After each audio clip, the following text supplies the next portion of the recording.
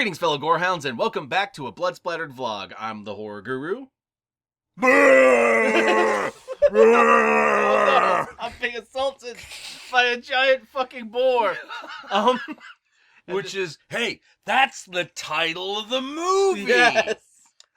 Boar. And this is Count Jackula, and we just watched Boar, an Australian giant monster movie about a giant boar that's rampaging the countryside. That's the movie. Yep, that's the movie. That is the entire... There's not a lot of plot getting in the way of that movie. No, there isn't. I have a lot of mixed feelings about this movie because there's a lot about it that I really love. But there's some, things holding it back from being truly great. Yeah, I would agree.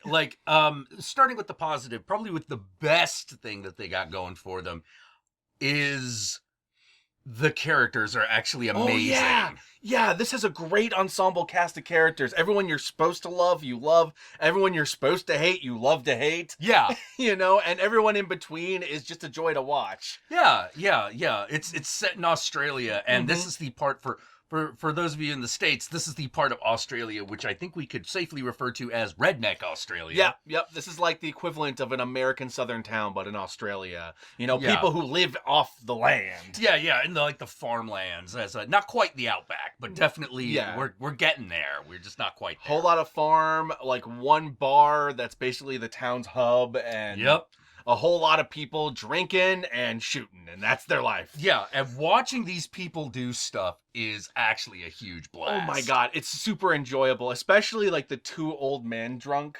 Yeah. When they're just out being drunk in the woods together and just bickering like an old married couple. Yeah, they get across that these two guys are been best friends for fucking ever. And to get too into it is to get into spoilers, but they're amazing. They're amazing. One of the old guys has a daughter, runs the bar. Yep. Her character is great. She's Bill great. Moseley is in this movie. Yeah, Bill Moseley plays an American husband of one of the main characters who's basically visiting her old town home. Essentially visiting her brother, who still lives there. But yeah, and the brother is played by Nathan Jones, who was a former wrestler back in the early 2000s and has been an actor, mainly in a lot of kung fu action flicks. But it was really cool to see him in an actual kind of comedic role in this movie. Yeah, in a role that's got some comedic and actually got some pathos. Yes, he's basically playing the big gentle giant with a heart of gold, but if you cross him, he'll fuck you up. Yeah, he'll fuck you up. Now, that's the best part of the movie. Yeah. I think the worst part of the movie is that the movie doesn't really have a climax. It just kind of ends. Yeah, it really fizzles out in the last act, and it feels like there should be one more beat. Yeah, one more major thing that happens. Yeah, but it doesn't. And on top of that, some of the stuff that happens in the last 10 minutes, I didn't buy. Yeah. Easy way to put it. There's some people who live in this movie where you're like, bullshit. Yeah, there's some War of the Worlds Steven Spielberg shit going on. Yeah, you're like, there's no way you could have survived that. Yeah, no. And it happens twice. Early on in the movie, I was able to let it slide, but when it happened again later in the movie, I was like, oh. Yeah. That's a trick you can only pull off once. I got some definitive thoughts about the ending, but that's getting into spoiler territory. Yeah. And one of the other problems I find with this movie is that while I do enjoy the ensemble cast, it feels weird to not have a proper final act, but still fill the movie with so much padding. Yeah. Because there's a lot of extended dialogue sequences that feel like they go on about 2 minutes longer than they should. Yeah, and it would be okay if the final act really came together. It reminded me a lot of the first Hatchet movie, where they didn't have the biggest budget, so they had to work with what they got. So as a result of that, they had to disperse in between the slasher sequences, these extended funny dialogue sequences. And this movie does a good job of being funny, just like Hatchet did. Yeah. But there is a point where you're just okay, you can move on from this scene now. I feel like Hatchet did a much better job of pacing it. Yeah, I have to agree. Plus, it has a proper finale. Yes. Even though it ends on a cliffhanger, it has a proper finale. Yep, absolutely. And because it has a big ensemble cast, a lot of characters that you expect to come back towards the end don't, and it's just kind of Yeah. You expected. I expected a bigger ending. Yeah. The one thing I do like about this movie is it has a pretty high body count. There's a lot of really awesome. It does not skimp on the killing. Yep, a lot of really awesome boar eating people. Yeah. Yeah, it was pretty good. It reminded me, the way they shot it reminded me of a combination of Jaws and Grizzly. I was thinking Grizzly a lot when I was watching the movie. Because it's obvious in the movie they only have the one boar mouth, like, body effect. And it can't move very well. So they have to, like, work around it standing there and chomping and then it moving with other means. Sometimes they use CGI, which looks kind of mediocre. But other times they do, like, boar cam. Yeah. They do like they had Grizzly and Jaws cam. Yeah. Yep.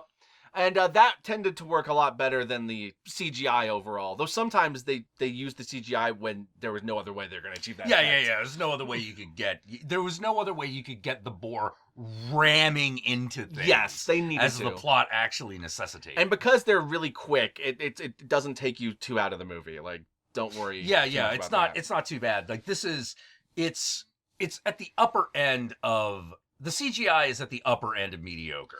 Yeah. You know, it's noticeable, but it's not so bad it's laughable. It's not sci-fi movie bad. No. Which, even though a lot of this movie kind of reminded me of, like, the better sci-fi movies, which usually were animal attack movies. Yeah. Well, I mean, hey, man, it's no fucking Sasquatch on the mountain. What was it, Mammoth, where it was like a mammoth from outer space that was being controlled by aliens? Yeah, I believe it was. I believe it was. What was that other one? Rock Monster, where it turns out the Rock Monster was the rock from the Sword and the Stone. Yeah, you pull the sword out and the Rock Monster awakens.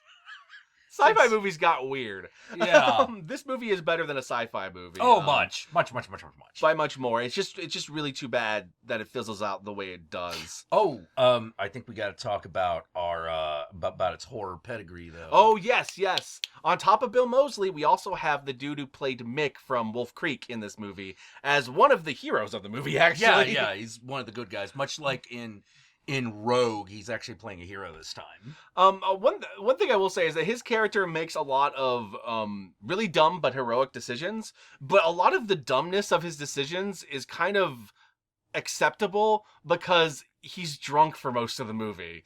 So like you kind of accept the fact that he wouldn't be thinking right when he's like, "Oh, go back to the truck," and you're like, that's a bad idea. Yeah. But there are a lot of scenes of him like breaking down because he's beating himself up for like. I have not seen that in this kind of movie where you have like the kind of heroic, like, oh, I am the figure that like knows the outback and I'm gonna save the day. You don't really see that character often come across a dead body and then start like weeping. Yeah. And I kind of liked that he did that. Like, it was a very different take on this kind of character. It was really good. Like, yeah, that's why for me, like, the characterization is the absolute best part of the movie. Which, if you're going to get something right, that's the best thing to get right. Because that'll make people come back to this movie regardless of all its other flaws. Yeah. I feel like the finale could have been fixed if they had just had a few more ducats. Yeah. You know, because, like, you can tell that there's a setup earlier on in the movie that doesn't pay off. Yeah, there's this whole setup of the fact that, like, a character has this big tank of gasoline and it never comes back by the end of the movie. Yeah, and you expect that truck with the gasoline to come back by the end. Yeah, like either you expect them to like douse the boar with gasoline, or they're gonna do like a smile you son of a bitch moment. Yeah, exactly. You know, but it never happens, and that's really disappointing. And I don't know if that's a spoiler to say it doesn't happen, but yeah. Another thing to perhaps warn people about is that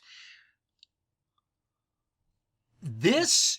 You can't predict who's gonna live and who's gonna die in this. Yeah, I was impressed by that. Yeah. Characters I thought 100% were gonna live ended up dead, and then characters that I thought were gonna die ended up living, for better or worse. Yeah. And then characters that you think are dead turn out to not be dead. Like it's Yeah. So they did a good job with that, except for the very last one. I thought. Yeah. It was really unbelievable. Yeah, I was like, no, man, like that dude is gone. It definitely felt like, I'm telling you guys, it feels like Spielberg's War of the Worlds, where like you have like in Spielberg's War of the Worlds, you had that son who went off over that cliff, and then there's a huge explosion, and then he comes back at the very end like, I'm alive and I'm perfectly intact, and you're just like, bullshit. Yeah. It was that is exactly how it felt. I was like, no, I'm not. It's what I wanted. It's what I kind of wanted in my heart, but. Yeah, I don't believe it. I don't buy it given what you showed us happened. Yeah, exactly. That's the big problem, is that had you not showed us the ultimate outcome of that, we would have been able to go, okay, character got away, character wasn't mauled, but the character was mauled. Boar fucking crushed him. You're like, whoa, wait a minute. And the other thing I should give is, this is a weird warning because it doesn't really happen on screen, but there's some heavy implication of like animals being eaten by the boar. Oh, so yeah. like if you're worried about the dog that's never shown on screen, the dog that doesn't show on screen might not make it. Yeah. And I guess with that said, we should probably move on to the spoilers because we're starting to head in that territory. Yeah. So I recommend checking out the movie if you like giant monster movies, like if you like movies like Grizzly, if you like monsters, like animals attacks movies like Jaws.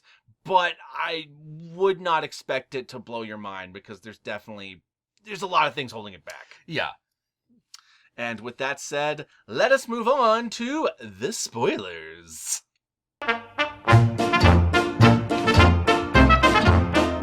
I really thought that when the truck at the end hit the boar, it should have been the other truck and it should have exploded. Yeah. Then the boar should have made one last attack on fire. Yeah, with the gas tank in it. Like here's the thing. Okay, so over the course of this movie, Nathan Jones's character has one of the best scenes in the movie where he's fighting the boar like he's fucking Thor fighting an ice giant. Yeah. With like a shovel and a knife and a fucking big plank of wood. And it's badass. It's like WWE wrestling, but with a boar. Yeah. You find yourself going like, okay, this is the real reason to go with the practical effects so that fucking Duke can wrestle this thing. But in this sequence, he gets mauled to the point where his guts are fucking hanging out. He gets stomped on by the boar. The thing like fucking mauls his arm at one point. Yeah.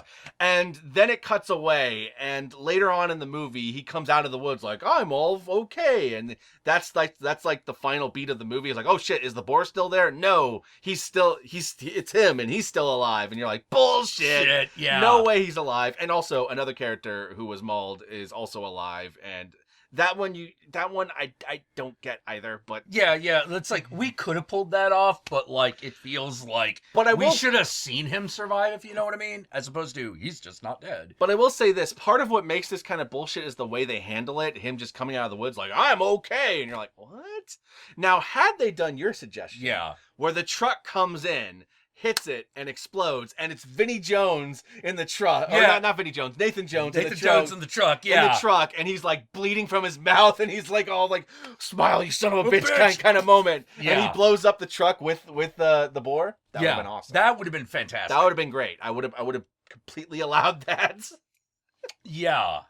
I understood why they went the other route because they established earlier on that the girl from the bar is heading out there with her truck. So when it turned out to be her truck, it made sense. But then I didn't expect that just to be the end of the boar. Yeah, exactly. Like it's like I said, you expect one more thing to happen. Yeah, like it hits the boar, and then they shoot the boar, and then the boar's dead. Now, granted, there's a teaser at the end of like, oh, there's another boar, which is nice, but I kind of wish the other boar didn't just come out of the woods and actually did something. Like, if they were driving away and then the other boar slammed into it, okay. I would have Yeah. Or if they had gotten away from that boar and they end up in a really quick chase with the new one, and that's when dude comes out and blows it up, you know, like that would have been fantastic. I would have been okay with that. But as it is, it felt like there was like a beat missing. And if you add that on top of the movie feeling like it's super padded, it leaves something to be desired. Yeah, but it's one of those things where if it had mastered that ending, then all the padding would feel like suspense. Yeah. You know, but because it isn't. But with that said, the acting during those scenes is actually really good. The acting is really great. Like, I'll give you an example of like what I want to talk about the padding. There's a sequence that is a really enjoyable like scene in which a character in the bar is talking to the daughter of the dude from Wolf Creek. And she's the bar owner, and so she's kind of like the center of the town hub. Yeah. leader. She's the person everybody knows. And she's worried about her dad because her dad hasn't come back from the woods since the night before, and because he's dead. He's been fucking mauled to death by the fucking boar, trying to protect a bunch of young 20-somethings that were having sex in the woods, basically. Yeah. There's a guy who tells her that, like, I saw this boar once, it was this big, and it had, like, a little kid in its mouth, and it was, and then everyone's like, oh, you're just a town drunk, no one's remembering it. And here's the problem I have with this scene. This scene happens after we've already established there is a boar. Yeah. So this is long after the boar's already been established. So the whole, like, I saw a boar once, like, thing doesn't feel foreboding. It doesn't feel like a warning. No, it doesn't give us new information. And this character never comes back. Yeah. So it's literally... And they establish him in the beginning of the movie. Yeah. As, like, the town asshole. Like, if after establishing like that, and then we cut to him in the bar screaming about that, and everyone going, oh, whatever, that would have been one thing. Yeah, exactly. Exactly. Or if there had only been the one scene where he did that, and that makes him the harbinger. Yeah. You know? Like, that you also can't be the works. harbinger if you're harbinging late in the movie. That doesn't... Yeah, we're already, like, on the third reel by the time that happened. Most of the main cast is dead at this point. Like, yeah, so it was like... they've met the boar. They know it exists. The only one who doesn't is the daughter. And she's like, and she has this whole conversation with him about, like, you're just crazy and drunk. I'm going to go see if my dad's okay. Here, buddy, you take over my bar while I go do this. And then she goes off and does it. And it's a really funny scene. It's a really enjoyable scene. It does some good character developing for characters that we never see again. Yeah. But it doesn't lead to anything. It doesn't set up anything. It doesn't add anything to the movie. Yeah, because, like, it's not like, obviously it's not like Quint. No. You know, and it's not, I don't know, I did expect something more to come out of that. Like, maybe he would come out with his truck and he would hit it. Yeah, and it would just be one of those, I told you it was real. You know? Something like that, but it didn't do anything. So by the end of the movie, I was left going, well, I thought that scene was enjoyable. I honestly don't think it needed to be in the movie. All you needed was her to say, I'm going to go find my dad, and that's it. Like, everything else in that scene is completely unnecessary. Yeah, which is a little upsetting because, like you said, it's actually a really good scene. It's a fun scene. It's one of the scenes to watch. I mean, if you moved it earlier in the movie, it would have less of that problem. But yeah, but that really is what it's. God, it's that lack of the last beat. Yeah, that's what really does it. Because, like, another movie that I kept thinking of when we were watching this, even though the plot's completely different, but it's the same, like, people in wilderness kind of situation with the same kind of level of practical effects. The Darren Bousman's The Barons. Oh yeah. You know, where that was another great example of doing a lot with a little. Mm-hmm. That's something I will commend the filmmakers with this for. They obviously didn't have much, but they did a lot with it. Oh yeah, absolutely. Like, by all rights, this movie should have fucking been dead on arrival. And no, it's actually not. As it is, it's just kind of like, oh man, it just kind of, you know, fizzles out at the end. It feels like what it kind of feels like is like a really extended opening episode. Yeah, that's expecting there to be a second episode to finish it. Yeah, but there isn't. So, you know? Yeah, that's like we really just needed like one more bang up scene. One more bang up scene and maybe a trimming a little bit of the fat from the movie. Like, yeah. A lot of the scenes are really good, but they there's like each of them feels like there's like a minute extra length than necessary. Yeah. You could have cut it here and there and gotten a few more minutes to do some more stuff, but it strikes me that there probably was a budgetary constraint. Oh yeah, like they couldn't do like a really big long finale, so they had to we still want it to be 90 minutes. It. Yeah, still want it to be 90 minutes. So one more thing has to happen here. Okay, bring these characters back. Yeah. You know, so that there's at least something. Yeah, absolutely. If I were to give this like a numeric rating, like out of 5, I would give this a 3. Yeah, I would agree. 2.5 to 3. Yeah, something like that. Yeah. So where can they find you, Count Jackula? Oh, you can find me on Twitter, on Instagram, and I stream every fucking Thursday at 6 p.m. Pacific Standard Time, and again at 9 p.m. Pacific Standard Time on Sundays. It is Count Jackula's satanic live stream. You can join us, and we love talking about a lot of stuff like the occult. Yeah. We love talking about horror movies as well. We love talking about that sexuality, which is good, and occasionally we get that also wanders into. Actually, no, it's more like we talk about. Sometimes we talk about drugs a lot, and it wanders into sex. Yeah, that happens a lot. Yeah, that happens. That happens. The later the night goes, the more people are inebriated, you know. Yeah. Just start talking about certain topics just keep coming back up. Yeah, the live streams usually last at least 3 hours. Yeah. Usually lasting more like 6. That the average is about 5 to 6. You know, sometimes if it's a really like Jack needs a nap, it'll be like a 3-hour stream. Well, yeah, like if I've just come back from a convention like last Sunday, it's like, it's 3 hours. All right, I'm going to bed, guys. Like, peace out. Fuck it. Yeah, I gotta go. Y'all know me. I'm the Horror Guru. You can find me on Twitter. You can find me on Twitch. You can find me on Facebook. Just look up the Horror Guru or Blood Splattered Cinema, and I'll be there. And as per usual, do not forget to like, comment, subscribe, and to ring that notification bell so that you'll be notified of my videos immediately upon their upload. And if you would like to watch Boar yourself, it is currently available on Shudder. That's how we watched it. We are not sponsored by Shudder. We are just big fans. Yeah. And oh, by the way. We got that Patreon.